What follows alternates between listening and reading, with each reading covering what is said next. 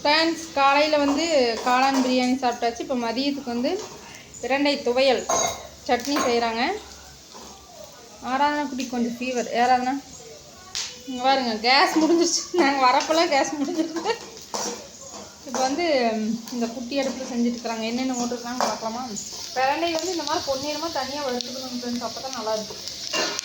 தேவையான அளவு கிட்டிட்டு இந்த மாதிரி சுத்தம் பண்ணி நல்லா வறுத்துக்குங்க.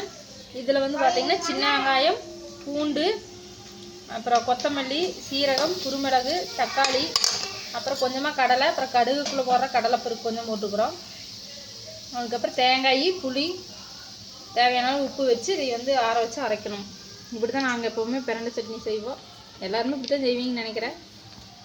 இந்த மாதிரி செஞ்சு ஒரு டைம் சாப்பிட்டு பாருங்கள். முழங்கால் வலிக்கு வந்து ரொம்ப ரொம்ப நல்லது பிரண்டை. அதனால் இளவரசம் வந்து இப்போ தான் வாங்கிட்டு வந்தா அப்படின்னாங்களா. காடுகளில் இருக்கிறதவே பொறிச்சு சாப்பிடுவோம். இப்போ கடையில் வாங்கி சாப்பிட்ற நிலமை வந்துச்சு. பாருங்க, நல்லா கொழுகொழுன்னு இருக்குது. நல்லா கொழுந்து பிரண்டையாக இருந்துச்சு. பாருங்க, நிறையாவே வாங்கிட்டு வந்துக்கிற அப்படி. இதெல்லாம் ரொம்ப உடம்புக்கு நல்லது அப்படிங்கிறதுனால இங்கே வருங்க 4-5 கத்தை வாங்கியிருக்குது. ஒரு கத்தையை மட்டும் க்ளீன் பண்ணிட்டாங்க எங்கள் அம்மா. முத்துனதெல்லாம் போட்டால் நல்லா இருக்காது. தோசையா? சரி,